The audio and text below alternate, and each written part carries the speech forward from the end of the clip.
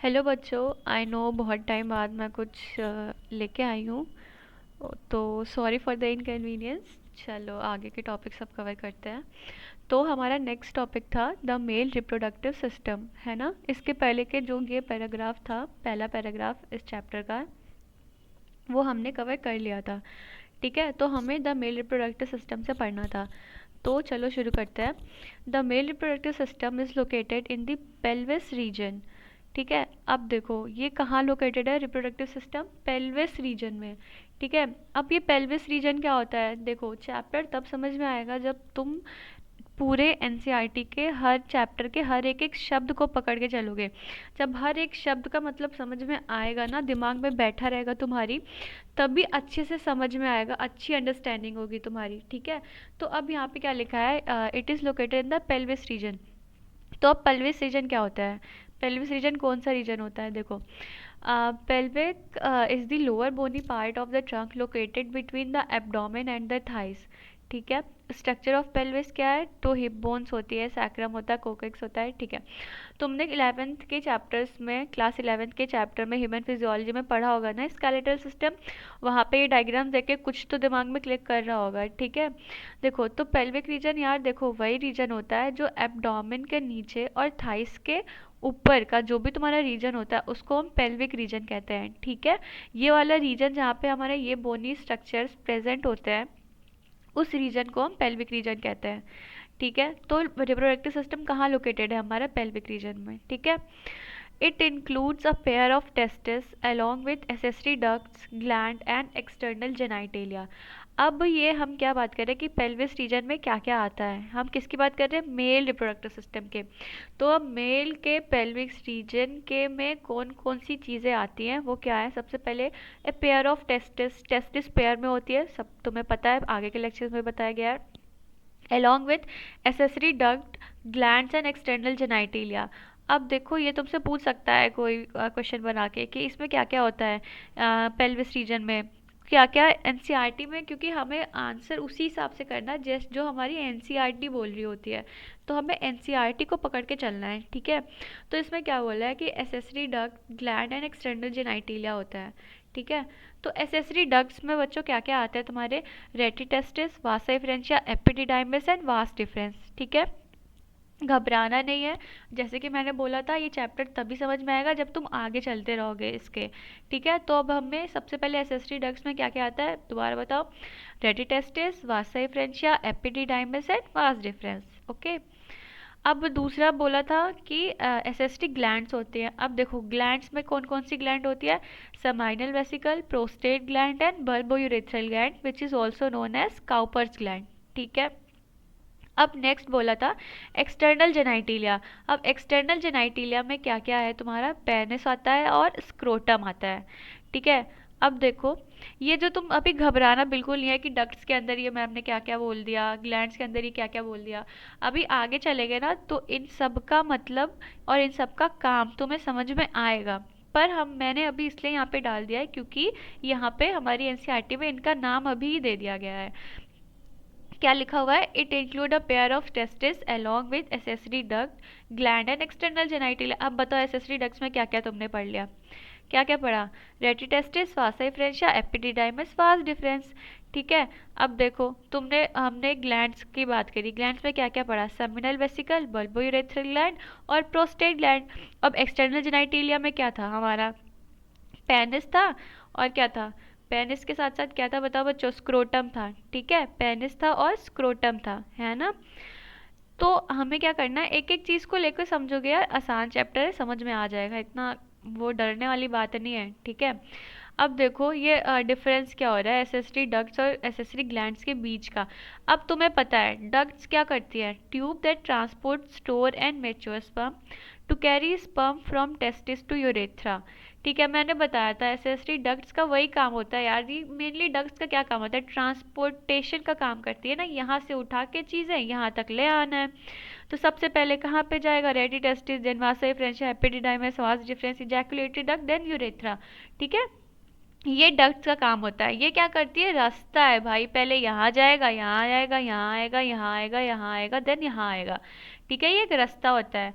और ग्लैंड क्या है, और एसेसरी ग्लैंड्स में क्या है, gland that secrete fluid forming seminal plasma to nourish protect and activate sperm. देखो इन सबके काम है ना, बाद में बताऊंगी, बाद में आगे आएगा तब अच्छे से समझ में आएगा।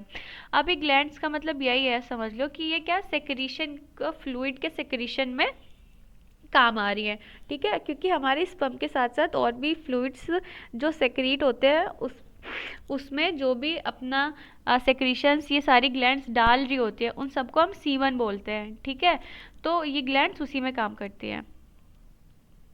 अब ये वाला, आई होप कि all these lines are clear to you. ठीक है, अब यहाँ पे समझ में आ गया सबको कि यहाँ पे जो जो चीज़ें थी वो क्या क्या काम कर रही है, और एनसीईआरटी की ये लाइनें आपकी समझ में आ गई हैं। ये 3 लाइनें तो समझ में आ गई, इसमें एक ऐसा शब्द नहीं होना चाहिए जिसका मतलब तुम्हें नहीं पता। सब पता है, पेल्विस रीजन क्या होता है सब पता है, एब्डोमेन और थाइस के बीच का पार्ट है। ठीक है, it include a pair of testis, हमें भी पता है पेल्विक रीजन में पेयर ऑफ टेस्टिस है, एसेसरी डक्ट्स है, ग्लैंड्स और एक्सटर्नल जेनाइटिलिया है। अब ये भी पता है हमें एसेसरी डक्ट्स में क्या क्या आती है। चलो बताओ एसेसरी डक्ट्स में क्या क्या आती है। हम्म, कोई बात नहीं, बताओ बताओ, थोड़ा बहुत तो याद हो रहा है। ओहो, घबरा रहे हो क्या, या ये सोच रहे हो अरे मैम इतनी जल्दी कैसे याद हो जाएगा, आपने बस स्लाइड दिखाई और आप सोच रहे हमें याद हो गया, ऐसा नहीं होता। अच्छा यही सोच रहे हो, ओहो, चलो कोई बात नहीं, धीरे धीरे याद हो जाएगा। पर मैं ये चाहती हूँ कि ऐसा कोई भी वर्ड ना हो चैप्टर का जिसका मतलब तुम्हें नहीं पता हो। ठीक है, अब ये भी पता है आपको ग्लैंड्स क्या है, डक्ट्स का क्या है, एक्सटर्नल जेनाइटिलिया में क्या क्या आता है, इन सारे शब्द से फैमिलियर हो चुके हो तुम। ठीक है, अब आगे बढ़ते हैं। अब देखो नेक्स्ट पैराग्राफ में क्या बोल रहा है कि the testis are situated outside the abdominal cavity within a pouch called scrotum. अभी जो टेस्टिस है ना हमारी, ठीक है, ये कहाँ पे लोकेटेड होती है, आउटसाइड। ठीक है, आउटसाइड द एब्डोमिनल कैविटी, ये लिखा है ना, एब्डोमिनल कैविटी के बाहर सिचुएटेड होती है। ठीक है, वो भी एक पाउच, एक ब्लैक लाइक स्ट्रक्चर में, जिसको हम ये स्क्रोटम कहते हैं। है ना, सबको पता है कि testis situated outside the body with in a cavity, जिसको हम क्या बोल रहे हैं, स्क्रोटम बोल रहे हैं। ठीक है, अब देखो ये, अब हमारी टेस्टिस बाहर क्यों लोकेटेड होती है, इसका भी कुछ रीज़न है। अब भाई ये बॉडी के अंदर क्यों नहीं है, जैसे बाकी के सारे ऑर्गन्स बॉडी के अंदर है, बाहर क्यों लोकेटेड है। देखो, the scrotum helps in maintaining the low temperature of testis 2 to 2.5 degree lower than the normal internal body temperature necessary for spermatogenesis. ठीक है, अब ये देखो बाहर इसलिए लोकेटेड होती है टेस्टिस क्योंकि स्पर्मेटोजेनेसिस करने के लिए, स्पर्म के फॉर्मेशन करने के लिए टेस्टिस को नॉर्मल बॉडी टेम्परेचर से कम टेम्परेचर चाहिए होता है। ठीक है, हमारा नॉर्मल बॉडी टेम्परेचर कितना है, 37 डिग्री सेल्सियस होता है। ठीक है, तो 37 डिग्री सेल्सियस से स्पर्म को के फॉर्मेशन के लिए जिस प्रोसेस को हम क्या कहते हैं, स्पर्मेटोजेनेसिस कहते हैं, और वो होगा कहाँ, टेस्टिस में होगा और टेस्टिस कहाँ होती है, स्क्रोटम में होती है। तो उसके फॉर्मेशन के लिए हमको नॉर्मल बॉडी टेम्परेचर से कितना, 2 to 2.5 डिग्री कम टेम्परेचर चाहिए होता है, तभी स्पर्मेटोजेनेसिस हो पाएगी। ठीक है, तभी आपके स्पर्म्स हेल्दी होंगे, तभी वो अच्छे से फॉर्म होंगे। ठीक है, तो उसके लिए 2 से 2.5 डिग्री कम टेम्परेचर चाहिए होता है कि क्या, बॉडी टेम्परेचर से। ठीक है, तभी हमारा स्पर्मेटोजेनेसिस हो पाएगी। ओके, देन आगे क्या लिखा है, in adult each testis is oval in shape, Oval shape की होती है testis. Okay, with a length of about 4 to 5 centimetre, और इसकी लेंथ कितनी होती है भाई, 4 से 5 सेंटीमीटर होती है, और विद यानी कि चौड़ाई कितनी होती है, 2 से 3 सेंटीमीटर होती है। ठीक है, the testis is covered by dense covering, और टेस्टिस है ना, कुछ कवरिंग, डेंस कवरिंग होती है यार इसके ऊपर। ठीक है, उनके कुछ नाम है, अभी आगे वाली स्लाइड्स में देखना, है ना, वो कवरिंग होती है इसके ऊपर। Each testis has about 250 compartment called testicular lobule, और एक टेस्टिस में 250 कंपार्टमेंट होते हैं जिनको हम क्या कहते हैं, टेस्टिकुलर लोब्यूल। आई नो ये लाइनें नहीं समझ में आई होंगी, ओके घबराओ नहीं, इसीलिए तो मैम बैठे हैं, मैम बताएंगे ना, जो आपको नहीं समझ में आएगा वो हम यहाँ सब कुछ समझाने के लिए ही बैठे हुए हैं। ठीक है, तो ये सारी लाइनें आई होप सबको क्लियर हुई है।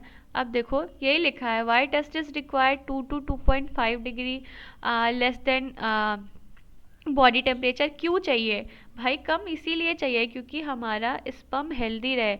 हमारा कम टेम्परेचर इसलिए चाहिए, देखो नॉर्मल बॉडी टेम्परेचर जैसे कि मैंने बताया 37 डिग्री सेल्सियस है, which is too high for sperm development. High temperature cause damage to germ cell and reduces sperm count and motility. अगर आप टेम्परेचर बढ़ा दोगे भाई, अगर टेस्टिस को बाहर नहीं रखेंगे हम बॉडी के, तो उनको उतना ही टेम्परेचर मिलेगा जितना बॉडी टेम्परेचर है। पर उस बॉडी टेम्परेचर में स्पर्म मेटोजेनेसिस हो ही नहीं सकती भाई, नहीं हो पा रही है। स्पर्म की मोटिलिटी खराब हो जा रही है, स्पर्म्स हेल्दी नहीं हो पाएंगे, ठीक है, इसलिए उनको बाहर रखा जाता है। तो testis are located in scrotum outside the body cavity, क्योंकि वहाँ पे वो थोड़ा कूल इन्वायरमेंट रहेगा, उनके स्पर्म मेटोजेनेसिस के लिए सुटेबल इन्वायरमेंट है। Cremaster muscles pulls testis close to body when cold and away when hot. देखो ये थोड़ा डेप्थ में जाओगे तब थोड़ा इन सब बात के बारे में पढ़ोगे। अभी मैंने है ना वो सारी चीज़ें नहीं लिखी हुई है जो तुम्हारी एनसीईआरटी में नहीं है, थोड़ा भी एक्स्ट्रा मैं नहीं चाहती थोड़ा कि उतने से भी, मतलब मैं चाहती हूँ कि तुम्हें एनसीईआरटी तो एकदम अच्छे से आनी ही चाहिए, इसलिए मैं उतना ही कवर कर रही हूँ जितना एनसीईआरटी में लिखा हुआ है। या तो थोड़ा एक्स्ट्रा हो गया, पता है यहाँ पे क्रीमास्टिस मसल होती है, वो क्या करती है कि टेस्टिस को जब जब ठंड होती है, विंटर के टाइम होता है, तो वो क्या क्रीमास्टर मसल्स क्या करती है, टेस्टिस को पुल करती है क्लोज टू बॉडी, ठीक है, एंड अवे व्हेन हॉट, और जब गर्मी होती है तब वो बॉडी से थोड़ा दूर रखती है उन्हें। ठीक है, ये तुम्हें समझ में आया, नहीं समझ में आया कोई मतलब नहीं है, इसको इग्नोर करो, ठीक है। अब जो वहाँ पे लिखा हुआ था ना, ये क्या लिखा हुआ है, कहाँ गया, the testis is covered by A dense covering. यही इस लाइन के लिए, जो टेस्टिस है ना इसमें इसके ऊपर कुछ डेंस कवरिंग होती है, ठीक है। उसको वो कौन कौन सी कवरिंग होती है, देखो सबसे बाहर कौन सी होती है, आउटर टू इनर चल रहे हैं हम, ठीक है। ट्यूनिका वेजिनालिस ये होती है आउटर लेयर, ट्यूनिका एल्बुजिनिया ये मिडल डेंस फाइब्रस लेयर होती है, और ट्यूनिका वेस्कुलोसा ये इनर वेस्कुलर लेयर होती है, ठीक है। एनसीईआरटी में आई नो इन सब के नाम जो यहाँ लिखे हैं ना, इन सब का नाम नहीं है एनसीईआरटी में, तो नहीं याद हो रहा है या फिर कुछ भी कोई बात है तो घबराना नहीं, ठीक है। आई नो आपके कुछ एक्स्ट्रा क्वेश्चंस आप अदर लेवल के सॉल्व करने जाओगे तो हो सकता है वहाँ पे कुछ एक्स्ट्रा पूछ लिया जाए, पर हम यहाँ सिर्फ एनसीईआरटी की बात कर रहे हैं, तो एनसीईआरटी की बात करें तो उसमें ये सारी चीज़ें नहीं दी गई हुई हैं। यहाँ पे सिर्फ लेयर्स के नाम पे सिर्फ इतना एक ही लाइन लिखी हुई है, क्या लिखा है, the testis is covered by A dense covering, ठीक है, डेंस कवरिंग होती है उसकी। यहाँ तक आई होप सब कुछ क्लियर हो गया। क्या क्लियर है कि टेस्टिस भाई बाहर बॉडी के बाहर होती है, एक बैग लाइक स्ट्रक्चर में होती है, स्क्रोटम में होती है, और क्या होता है ये नॉर्मल बॉडी से 2 to 2.5 डिग्री लोअर टेम्परेचर पे होती है। और क्या हमने बात की इनके शेप एंड साइज़ की बात की, क्या शेप होता है, ओवल शेप होता है, क्या लेंथ होती है, 4 से 5 सेंटीमीटर की लेंथ होती है, और विड्थ कितनी होती है, 2 से 3 सेंटीमीटर होती है, और इसके ऊपर डेंस कवरिंग होती है, ठीक है। इतना समझ में आ गया है सबको। Each testis has about 250 compartments called testicular lobule, है ना। अब इसमें क्या होता है, हमारी जो टेस्टिस है ना, ये जो टेस्टिस है इसके अंदर भाई साहब 250 कंपार्टमेंट है, 250, कितने मैम, 250 है बच्चों, 250। देखो इसको है ना, मैंने थोड़ा अच्छे से तुम्हें समझाने के लिए ये सारी ऐसे स्लाइड बनाई हुई हैं, ठीक है। अब देखो क्या लिखा है, each testis has about 250 compartment and called testicular lobule. एक टेस्टिस में बच्चों 250 कंपार्टमेंट होते हैं, जैसे 1 2 3 4 5 ऐसे कर करके कितना 250 कंपार्टमेंट होता है टेस्टिस के अंदर। हाँ बच्चों, ये जो छोटी सी टेस्टिस दिख रही है आपको, इसी के अंदर की मैं बात बता रही हूँ। क्या लिखा है यहाँ पे, each testis has about 250 compartment, जिसको हम कहते हैं टेस्टिकुलर लोब्यूल, ठीक है। आप इसको फॉर एग्जांपल ऐसे समझ लो कि टेस्टिक एक बहुत बड़ा सा घर है, टेस्टिस क्या है, हमारा बड़ा सा घर है, और उसके अंदर ये है ना ऐसे ऐसे कमरे बने हुए हैं, और उसके अंदर कितने कमरे हैं, 250 कमरे हैं, ठीक है। उसके अंदर 250 कमरे हैं, उन कमरों का नाम क्या है, टेस्टिकुलर लोब्यूल का नाम है उन कमरों का। क्या नाम है सारे कमरों का, testicular lobule, testicular lobule, testicular lobule, testicular lobule, testicular lobule. ऐसे करते करते 250 कमरे हैं, एक घर है, एक घर, क्या घर है जिसको हम टेस्टिस बोल रहे हैं, उस घर के अंदर 250 कमरे हैं, 250 कमरों का क्या नाम है, टेस्टिकुलर लोब्यूल नाम है। अब उसके अंदर है ना बच्चों, एक टेस्टिकुलर लोब्यूल के अंदर 2 to 3 highly coiled seminiferous tubule होते हैं, यानी कि एक कमरे के अंदर, एक टेस्टिकुलर लोब्यूल के अंदर ऐसे 1 से 3, 2 से 1 से लेके 3 तक हाईली कॉइल्ड सेमिनिफेरस ट्यूब्यूल्स होते हैं। अरे मैम क्या बोल रही हो, कुछ समझ में नहीं आया हैं? ऐसा ही रिएक्शन आ रहा है क्या तुम लोगों का? सच में ऐसा ही है?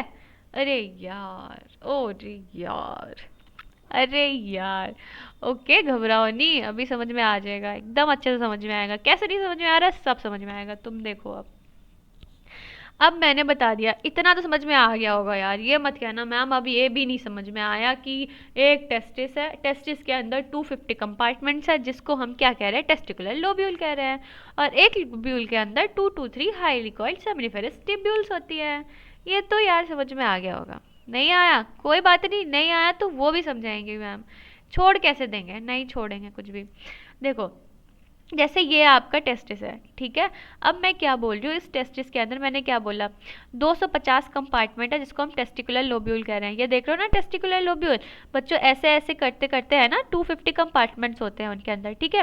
और ऐसे एक कंपार्टमेंट के अंदर क्या होता है, 1 to 3 highly coiled seminiferous tubules होते हैं। देखो ये सेमिनिफेरस ट्यूब्यूल लिखा हुआ है ना, तो ये जो टेस्टिकुलर लोब्यूल है हमारा, इसके अंदर ऐसे ऐसे 1 to 3 highly coiled seminiferous tubules होते हैं। घबराने की कोई बात नहीं है, समझ में आ गया। 250 कंपार्टमेंट, 250 कमरों का क्या नाम है, टेस्टिकुलर लोब्यूल, और हर एक कमरे में 1 से लेकर 3 टेस्टिकुलर लोब्यूल होते हैं, ठीक है। आ गया समझ में, आ ही जाना चाहिए बच्चों। देखो अब क्या लिखा है यहाँ पे, each lobule contain 1 to 3 highly coiled seminiferous tubule in which sperm are produce. मैंने बताया ना आपको, टेस्टिकुलर लोब्यूल है, टेस्टिकुलर लोब्यूल के अंदर 1 to 3 highly coiled seminiferous tubules होते हैं, in which sperm are produce. देखो सेमिनिफेरस ट्यूब्यूल से ही बच्चों स्पर्म का प्रोडक्शन होता है। आगे क्या लिखा हुआ है, each seminiferous tubule is lined on its inside by 2 type of cell called male germ cell, spermatogonia and Sertoli cell, ठीक है। अब देखो इस लाइन का क्या मतलब है, ये तो मेल जर्म सेल के बारे में, जर्म सेल क्या होता है ये सब भाई मैंने आगे बहुत अच्छे से एड्रेस किया हुआ है। नहीं समझ में आ रहा, आगे के लेक्चर्स देखो तब समझ में आएगा, है ना। अब यहाँ पे क्या कह रहा है कि जो सेमिनिफेरस ट्यूब्यूल्स है उसके अंदर line inside, on its inside by 2 type of cell. Seminiferous tubule के अंदर उसके अंदर 2 तरीके के सेल होते हैं, एक होता है मेल जर्म सेल जिसको हम स्पर्मेटोगोनिया कहते हैं, और एक होता है सर्टोली सेल, ठीक है। ये हमारा क्या है समझ ले, ये हमारा तुम्हारा क्या है, सेमिनिफेरस ट्यूब्यूल है। अब यहाँ पे क्या लाइन लिखी है देखो, seminiferous tubule in which sperm are produce, ठीक है। मैंने बताया ना सेमिनिफेरस ट्यूब्यूल से स्पर्म प्रोड्यूस हो रहा है। Each seminiferous tubule is line on its inside by 2 type of cell. अब ये इनसाइड ही तो है, देखो ये सेमिनिफेरस ट्यूब्यूल्स के इसके वॉल पे इनसाइड में सबसे पहले क्या है, स्पर्मेटोगोनिया, इसको हम क्या कह रहे थे, मेल जर्म सेल कहते हैं, ठीक है। और क्या होता है, सर्टोली सेल होता है, ठीक है। यही लिखा हुआ है एनसीईआरटी की लाइनें, और डायग्राम रिलेट कर पा रहे हो ना, यही लिखा हुआ है, ठीक है। Each seminiferous tubule is lined on its inside by 2 type of cell called male germ cell, as I said, spermatogonia and Sertoli cell, यहाँ पे लिखा हुआ है ना। ये देखो ये डायग्राम में देखो, स्पर्मेटोगोनिया और ये सर्टोली सेल है, और ये लाइंड है किसके इनसाइड, सेमिनिफेरस ट्यूब्यूल के, ओके। अब देखो the male germ cells undergo meiotic division finally leading to sperm formation, है ना। अब ये कह रहा है जो ये मेल जर्म सेल है, ये मेल जर्म सेल्स को हम स्पर्मेटोगोनिया कह रहे हैं, ये अंदर मियोटिक डिवीजन होगा बच्चों इसमें, प्राइमरी स्पर्मेटोसाइट, सेकेंडरी स्पर्मेटोसाइट, फिर स्पर्मेटिड बनेगा, फिर स्पर्म बन जाएगा। ये मेल जर्म सेल ही तो मियोटिक डिवीजन करके ग्रोथ करके ये क्या बनाता है, स्पर्म बनाता है, ठीक है। तो ये स्पर्म बना लेगा, तो इसीलिए तो तभी तो ये बोल रहा है, देखो यहाँ पे क्या लिखा हुआ है, seminiferous tubule in which sperm are produce, ये लाइनें लिखी हुई थी ना, seminiferous tubule in which sperm are produce. अब स्पर्म कैसे प्रोड्यूस होगा भाई, सेमिनिफेरस ट्यूब्यूल के अंदर स्पर्मेटोगोनिया है और सर्टोली सेल है, और स्पर्मेटोगोनिया जो मेल जर्म सेल है वही मियोटिक डिवीजन करके स्पर्म का फॉर्मेशन कर रहा है, इसीलिए यहाँ पे ये लाइन लिखी हुई है, seminiferous tubule in which sperm are produce, ठीक है। अब आते हैं, अब कहाँ चले गए, ये देखो the male germ cell undergo meiotic division finally leading to sperm formation, ठीक है। While Sertoli cell provide nutrition to the germ cell. अब ये जो सर्टोली सेल है ना, ये सर्टोली सेल ये क्या करता है, न्यूट्रिशन प्रोवाइड करता है, किसको, जर्म सेल को न्यूट्रिशन प्रोवाइड करता है। हाँ बिल्कुल, न्यूट्रिशन, क्या बच्चों, क्या न्यूट्रिशन कौन देता है, कौन, सर्टोली सेल। क्या बच्चों, क्या न्यूट्रिशन कौन देता है, कौन, सर्टोली सेल। ठीक है, कहाँ पे, कहाँ पे, सेमिनिफेरस ट्यूब्यूल में। ठीक है, चलो आगे देखते हैं। The region outside seminiferous tubule called interstitial space contain small blood vessels and interstitial cells और लेडिक सेल।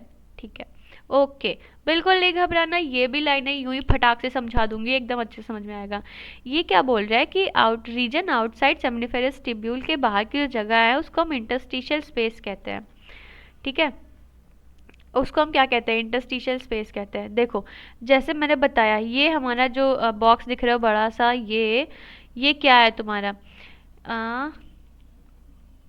वेट, हाँ ये जो बॉक्स दिख रहे हो आप बड़ा सा, ये क्या है आपका, टेस्टिकुलर लोब्यूल है। ठीक है, टेस्टिकुलर लोब्यूल, टेस्टिकुलर लोब्यूल में आपने क्या बताया था बेटा जी, वही जिसमें 250 कंपार्टमेंट्स टेस्टिस के अंदर होते हैं, उसी को हम टेस्टिकुलर लोब्यूल कहते हैं। ठीक है, उसके अंदर क्या था, 1 2 3 हाईली कॉइल्ड, देखो ये सेमिनिफेरस ट्यूब्यूल होते हैं। तो बच्चों इंटरस्टिशियल स्पेस वो होती है स्पेस बिटवीन सेमिनिफेरस ट्यूब्यूल्स, ये जो ट्यूब्यूल्स के बीच की जो स्पेस है ना उसको हम इंटरस्टिशियल स्पेस कहते हैं। इस इंटरस्टिशियल स्पेस में क्या प्रेजेंट होता है, स्मॉल ब्लड वेसल्स प्रेजेंट होती है जो न्यूट्रिएंट, ऑक्सीजन और हार्मोन का ट्रांसपोर्टेशन करती है, और दूसरा interstitial cell, Leydig cell present होती है। ठीक है, जो क्या प्रोड्यूस करते हैं, टेस्टोस्टेरोन प्रोड्यूस करते हैं। अभी समझ में आया इंटरस्टिशियल स्पेस क्या होती है। देखो द सेमिनिफेरस ट्यूब्यूल्स के बीच में जो जगह होती है उनको हम इंटरस्टिशियल स्पेस कहते हैं। The region outside the seminiferous tubule is called interstitial space. ये सेमिनिफेरस ट्यूब्यूल के बाहर का रीजन को क्या कह रहे हैं, इंटरस्टिशियल स्पेस कह रहे हैं। It contain small blood vessels and interstitial Leydig cells. और इंटरस्टिशियल स्पेस में क्या होती है, कुछ ब्लड वेसल्स होती है और लेडिक सेल होते हैं। ठीक है, समझ में आ गया ना, यही लिखा है देखो, the region outside the seminiferous tubule called interstitial space, समझ में आ गया। कंटेन जो जिसमें क्या होती है, स्मॉल ब्लड वेसल्स होती है और इंटरस्टिशियल सेल्स, लेडिक सेल्स होते हैं। अब Leydig cell synthesis and secrete testicular hormone called androgen. ठीक है, androgen, other immunological competent cells are also present. अब लेडिक सेल क्या करती है बच्चों, टेस्टोस्टेरोन सेक्रीट करती है। टेस्टोस्टेरोन किसके लिए रिस्पॉन्सिबल है, for secondary sexual character in male. ठीक है, अब देखो ये देख दो, स्पर्मेटोगोनिया कहाँ होते हैं, स्पर्मेटोगोनिया मैंने बताया ना इनर वॉल में होते हैं, basement membrane of seminiferous tubule में। भाई क्या मैम अभी इतनी देर से यही तो बता रही थी, आप फिर से वही चीज़। हाँ बच्चों, अब मैं ये तो देखो कि आपको कितना समझ में आया है। स्पर्मेटोगोनिया सेमिनिफेरस ट्यूब्यूल की दीवार यानी बेसमेंट मेम्ब्रेन में होते हैं। ये देखो स्पर्मेटोगोनिया यहाँ सेमिनिफेरस ट्यूब्यूल की दीवार पे होते हैं, ये देखो। और सटोरी सेल भी यही होते हैं। और सटोरी सेल क्या कर रहे थे बच्चों, बता दो जरा, बता दो यार प्लीज़, बता दो, अब भी बता दो, तुरंत बता दो यार, तुरंत। क्या करते हैं मैम, न्यूट्रिशन दे रहे थे। अरे वाह, ये भी पता है। चलो सटोरी सेल्स कहाँ होते हैं, चलो ये भी पता है। सटोरी सेल क्या कर रहे थे बच्चों, न्यूट्रिशन प्रोवाइड कर रहे थे किसको, स्पर्मेटोगोनिया को। और कहाँ थे ये, सेमिनिफेरस ट्यूब्यूल में। ये भी पता है बच्चों, है ना बच्चों, ठीक है। और इंटरस्टिशियल स्पेस समझ में आ गई, ये लाइन समझ में आ गई ना आपको। इंटरस्टिशियल स्पेस क्या, the region outside the seminiferous tubule. बच्चों इसके बाहर का जो रीजन होता है उसको हम इंटरस्टिशियल स्पेस कहते हैं। और इसमें क्या होता है, इंटरस्टिशियल स्पेस में ब्लड वेसल्स होती है और लेडिक सेल्स होते हैं।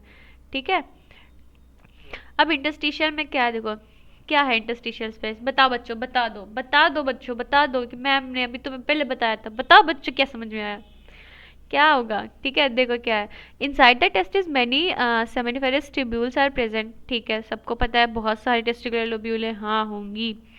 These tubules are tightly packed but small gap exists between them. These gaps are called interstitial space. हमें पता है कि सेमिनिफेरस ट्यूब्यूल्स के बीच में जो गैप्स होती है उन्हीं को हम इंटरस्टिशियल स्पेस कहते हैं। What is present interstitial space, क्या है इसके में, मैंने पहले बता दिया है बच्चों, बता दो बच्चों क्या है। स्मॉल ब्लड वेसल्स होती है और क्या इंटरस्टिशियल सेल्स होती है, उसको हम क्या लेडिक सेल्स भी कहते हैं। अब ब्लड वेसल्स क्यों होती हैं, क्यों है ब्लड वेसल्स वहाँ पे इंटरस्टिशियल स्पेस में, बताओ ज़रा। ब्लड वेसल्स इसलिए होती है बच्चों क्योंकि वो सप्लाई करती है oxygen, nutrients and remove waste from the cell, ठीक है, वेस्ट भी तो ले जाना होएगा। They also help in transporting hormone produce by Leydig cell. अब जो लेडिक सेल हार्मोन प्रोड्यूस करे उसका ट्रांसपोर्टेशन, ऑक्सीजन का ट्रांसपोर्टेशन, न्यूट्रिएंट का ट्रांसपोर्टेशन कौन कर रहा है, ब्लड वेसल्स कर रही है, इसीलिए ये होती है इंटरस्टिशियल स्पेस में। अब लेडिक सेल्स क्या कर रही है, Leydig cell are special endocrine cell present in the interstitial space, ठीक है। The main function is to produce male sex hormone testosterone, obviously बच्चों, यस है ना बच्चों, क्या हो रहा है, हाय बच्चों, हेलो बच्चों, कैसे हो अब देखो क्या है, ओके ओके वापस आते हैं। देखो इंटरस्टिशियल स्पेस हमने देखी, इंटरस्टिशियल स्पेस क्या होती है, गैप होता है बिटवीन सेमिनिफेरस ट्यूब्यूल, और उसमें क्या प्रेजेंट होता है, ब्लड वेसल्स होती है, और क्या होता है, इंटरस्टिशियल सेल्स होता है जिसे हम लेडिक सेल्स भी कहते हैं, ठीक है। अब ब्लड वेसल्स तो आपको पता चल गया, ऑक्सीजन, न्यूट्रिएंट, इन सब का ट्रांसपोर्टेशन करते हैं। Leydig cell responsible for the production of testosterone, testosterone क्यों करते हैं बच्चों, इसी टेस्टोस्टेरोन से बच्चों स्पर्म का फॉर्मेशन होता है, development of male secondary sexual character, voice, जो बच्चों के, जो बॉयज़ के भैया बच्चों की दाढ़ी मूंछ आ जाती है, यूँ ऐसे हैवी सी आवाज़ हो जाती है ना, आपको पता है ऐसे अचानक से मेरा भाई मैंने ऐसे कि मैं तो बाहर हूँ, वो घर पे है अभी, तो उससे बात होती है, तो अचानक से उसकी आवाज़ बदल गई, उसके अब प्यूबर्टी हिट करा, वो तो ऐसे बोलने लगा, हाय दीदी, हेलो दीदी, भाई, है ना। तो बच्चों ये किस लिए हो रहा था, क्योंकि टेस्टोस्टेरोन रिस्पॉन्सिबल है उसके लिए, कौन रिस्पॉन्सिबल है, सेकेंडरी सेक्सुअल कैरेक्टर जो ही अपीयर होते हैं, ऐसे दाढ़ी मुझे आने लग रही है, आवाज़ भारी हो जा रही है, और सारे और सारे ऑर्गन्स का जो डेवलपमेंट हो रहा है बच्चों, वो किसके लिए हो रहा है, टेस्टोस्टेरोन की वजह से हो रहा है, ओके। और टेस्टोस्टेरोन कौन रिलीज कर रहा है, हमारा लेडिक सेल, वो जो कि कहाँ प्रेजेंट है, इंटरस्टिशियल स्पेस में, ठीक है। समझ में आ गया ये सारी चीज़ें, आई होप समझ में आ गई होंगे। The region outside the seminiferous tubule called interstitial space, okay, contain small blood vessel and interstitial cells, जिसको हम लेडिक सेल भी कहते हैं। देखो इंटरस्टिशियल सेल्स और लेडिक सेल लिखा है भाई, तुम हमेशा ये मत समझना कि लेडिक सेल ही निकाल रहा है टेस्टोस्टेरोन, ले लेडिक सेल ले टेस्टोस्टेरोन टिक, ले लेडिक सेल ले टेस्टोस्टेरोन टिक, ऐसे नहीं करना। इंटरस्टिशियल सेल्स को भी लेडिक सेल कहा जाता है। देखो यहाँ पे और लिखा है, एनसीईआरटी बच्चों बहुत चालाक है तुमसे, यहाँ पे और लिखा है ना, तो इंटरस्टिशियल सेल्स को ही लेडिक सेल्स कहा जाता है, तो ये देखना। और यहाँ पे लिखा हुआ है Leydig cells synthesize and secrete testicular hormone call androgen, बच्चों टेस्टोस्टेरोन ही। Other immunological competent cells are also present, इसका मतलब है अदर इम्यूनोलॉजिकल कॉम्पिटेंट सेल्स जैसे कि आपके लिम्फोसाइट्स हो गए, मैक्रोफाज, मास्ट सेल्स होते हैं बच्चों, ये भी इंटरस्टिशियल सेल्स में प्रेजेंट होते हैं, इस लाइन का ये मतलब है, ठीक है। The male accessory duct include rete testis, vasa efferentia, epididymis and vas deferens, okay, ठीक है बच्चों, ओके बच्चों, आई होप सो आज के लिए इतना काफ़ी है तुम्हारे लिए, ठीक है। यहाँ से हम ना नेक्स्ट लेक्चर में कवर करेंगे, ओके ओके बच्चों, बाय बाय, और आगे की क्लास पढ़ के आना, ठीक है, ऐसा ना हो कि ये जो सारी चीज़ें मैंने बताई वो भूल जाना। जरा बताओ, जरा जरा बताओ तुम, कितने टेस्टिकुलर लोब्यूल्स होते हैं एक टेस्टिस में, जरा बताओ, देखूं जरा तुम्हें कितना समझ में आ गया है बच्चों, बता दो। अरे मैम, एक टेस्टिकुलर लोब्यूल में, ओह क्या बोल दिया, ये क्या बोल दिया, मैंने तो बोल दिया यार, आंसर ही बोल दिया। क्या मैंने क्या पूछा था, एक टेस्टिस में कितने टेस्टिकुलर लोब्यूल होते हैं, मैम एक टेस्टिस में 250 कंपार्टमेंट्स होते हैं जिसको हम टेस्टिकुलर लोब्यूल कहते हैं, और एक टेस्टिकुलर लोब्यूल में 1 to 3 highly coiled seminiferous tubule होते हैं, और इन्हीं सेमिनिफेरस ट्यूब्यूल्स के अंदर क्या होता है, स्पर्मेटोगोनिया होता है, और क्या होता था, सेटोली सेल्स होता है। याद करो वो डायग्राम, याद करो जो स्लाइड में अभी दिखाया था, याद करो जल्दी। स्पर्मेटोगोनिया मेयोटिक डिवीजन करता था, स्पर्म का फॉर्मेशन करता था, और सेटोली सेल बच्चों उसको न्यूट्रिशन प्रोवाइड करते थे। अब हमने आगे क्या देखा था कि सेमिनिफेरस ट्यूब्यूल्स होती है, और जो गैप होता है बिटवीन सेमिनिफेरस ट्यूब्यूल्स को, उसको हम कहते थे इंटरस्टिशियल स्पेस। इंटरस्टिशियल स्पेस में क्या प्रेजेंट होता था बच्चों, हमारी ब्लड वेसल प्रेजेंट होती थी, और लेडिक सेल जिसको हम इंटरस्टिशियल सेल्स भी कहते थे। जो ब्लड वेसल का है वो क्या कर रही थी, ऑक्सीजन, फूड न्यूट्रिएंट्स इन सब का ट्रांसपोर्टेशन कर रही हैं। और लेडिक सेल यानी कि जैसे कि इंटरस्टिशियल सेल्स, ये क्या कर रहे हैं बच्चों, टेस्टोस्टेरोन का प्रोडक्शन कर रहे हैं। Testosterone responsible for what, for secondary sexual character in males, है ना।